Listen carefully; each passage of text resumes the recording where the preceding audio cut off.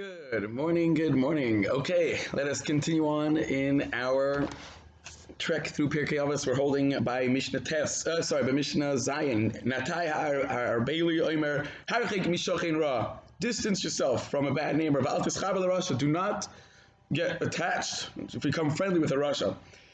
So these two things are stressing the importance of maintaining distance and from people who will have a negative effect on you. And this cannot be understated, the importance of it, because a person always tries to become like the people that he's around. And the reason is because people always like to be appreciated by the people they're around. And therefore, in order to be appreciated by the people that are around, you have to impress them. So if you're around if you're around people who appreciate bad things, so then you have to be bad in order to gain their appreciation. And if you're around people who speak nivul peh, then you have to. So now, of course, people have their own. You're able to go ahead and try to maintain some sort of backbone and try to be different. But at the end of the day, naturally, we all like to be appreciated by those who are around. So after a while, it will take a toll on us, no matter how good we are deep down. Nevertheless, the fact that we're around bad people all day, besides the fact that we're learning from their actions, besides the fact that we gain,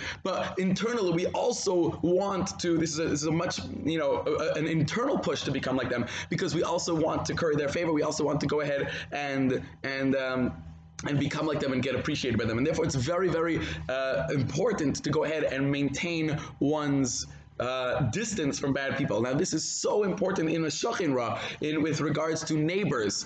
When deciding which neighborhood to live in, when deciding which city to live in, always, this is one of the biggest factors you can think of, is the block that you're living on. Is it going to be a healthy block for me to bring up my children? Is it going to be a healthy block for me to have good neighbors with? Am I going to be the only good person on the block, and will I have bad influences? And this is discussing in cities, discussing the biggest factor you could think of, even bigger than price. It's kedai to spend an extra $100,000 on a house just to get a better block and to get better houses. This is besides the fact that you're not going to have anybody to shmooze with on Shabbos afternoon, or if you do have somebody to shmooze with, there might be a person taking you down. So really the first aspect, that's what we say, location is the most important factor. And the location that you have to first and foremost look into is it going to be in an environment that I appreciate? And same thing is with a job. When choosing a job, are you choosing a place where your coworkers, your boss, where the people who are going to influence you the most are, just by you being around, are going to have a negative effect on you or not? People come out of yeshiva and within 2 months, they're speaking nivul peh, and they're speaking, what happened? The teretz it's really hardly their fault. They're in an area, and people are affected by their environment, and you really have to be careful. And this is a reason to leave a job. It's a reason to leave a job if the environment is not a good environment. Especially if there's there's an environment of lewdness and provocativity. This is a reason to leave a job. A person says, "Listen, I'm in a job, and there's a lot of lewd jokes that goes around. There's a lot of women, there's a lot of flirting, a lot of it. It's kedai to leave the job. Don't worry, you'll find your parnasa somewhere else." In fact, there's a famous vart from the Chavetz Chaim, that you have the esrog is represented by the Talmud, is represented by the good Jew, and the other meaning, the lulav, hadassim, and the ravas are all represented by Jews who have somewhat missing. And the Chavetz Chaim says you only bring them together at the time of the mitzvah itself, but otherwise you keep them apart. You try to stay away from people who are on a lower level. Kirov, you have to be very, very careful that you don't learn more from the people that you're trying to do kirov on than they learn from you. There is the last line of this Mishna says, "Do not give up hope that Hashem has not punished the people who deserve punishment." This is going both on, somebody did a huge avla to you. Don't worry.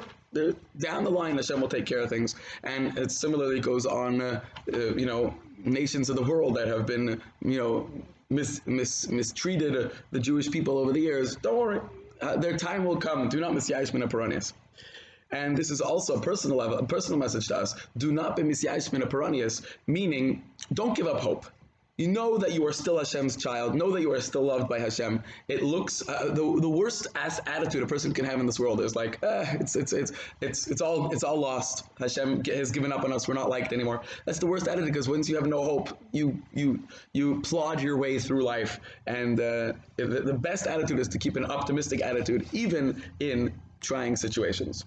The next two Mishnayos are referring or are focused on judges. Zion is Ches says Yehuda ben Tabai v'Shimon ben Shedach kiblu mehem. Yehuda ben Tabai Amar al ta'as atzmecha ka'orchei hadayanim. Don't, when you're a judge, don't go ahead and become a lawyer. Don't try to understand each person and try to explain. Oh, maybe you meant like this, and maybe you could say like that. Ukishu ba'alei dinim oimdim v'fanecha. When the litigants are standing in front of you, you ba'necha kirishayim. Treat them as if they're guilty, because when you look at somebody guilty, you investigate his story so much more, and you try to find holes, you try to, so look at stories as if they're guilty. Don't try to cover up, oh, you probably meant this and things like that. And when they leave you, however, at that point, change your attitude and start to appreciate them, that they're probably innocent, so long as, the Mishna finishes off, so long as they were makabel the din. You say, you owe them $100, okay, I'll give them $100. At that point, they're innocent. What we see here is the ability for you to change your attitude. Look at people as if they're Rishonim, look at people as if they're tzaddikim. It's all up to us. The way we view life is up to us. You want to like somebody, you could like somebody. You want to not like that. Your sister-in-law who always is nasty to you, you could like her. It's up to you. Attitudes are up to a person. Being happy, being sad, being trusted, being trustful of people, it's all up to you.